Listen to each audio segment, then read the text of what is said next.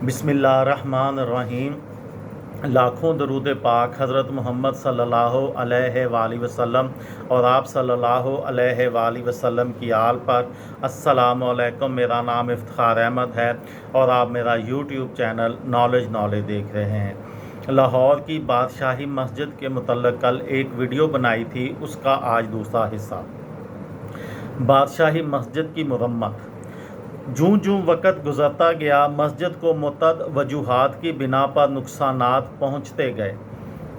1850 से इसकी मरम्मत का आगाज़ हुआ, लेकिन यह मरम्मत नामुकम्मल थी। आखिरकार मुकम्मल मरम्मत 1939 में शुरू हुई और 1960 में मुकम्मल की गई, जिन पर 48 लाख रुपए सरफ हुए।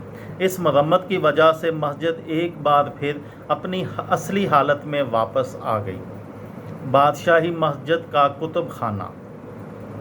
बादशाही मस्जिद में एक लाइब्रेरी भी मौजूद है।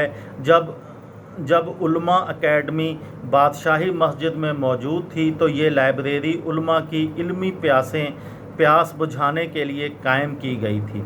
इसलिए लाइब्रेरी में ज़्यादातर आलमाना कुतुब ही मौजूद हैं। लाइब्रेरी में अमूमन सन्नाटा होता है। किताबों की हालत से मालूम होता है कि इनमें से बेशतर को खोलने की ज़हमत ही नहीं हुई।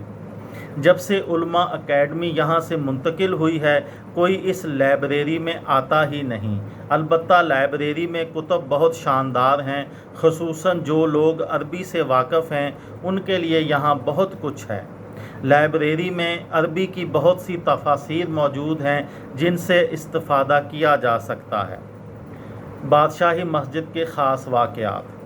22 फरवरी 1974 को लाहौर में मुनक़दा दूसरी इस्लामी सरबराही कॉन्फ्रेंस के मौके पर 39 इस्लामी ममालिक के सरबराहान मुमलकत ने जुमा की नमाज इसी मस्जिद में अदा करने की सआदत हासिल की थी। ये इस मस्जिद के जो है वो सबसे शानदार वाक़या है। बादशाही मस्जिद के ख़तीब। अब तक बादशाही मस्जिद के जो है वो 2 ही ख़तीब इससे पहले रह चुके हैं। पहले थे ग़ुलाम मुर्शद और उसके बाद अब्दुल कादर आज़ाद। ये थी बादशाही मस्जिद के मुतल्लिक़ एक छोटी सी वीडियो।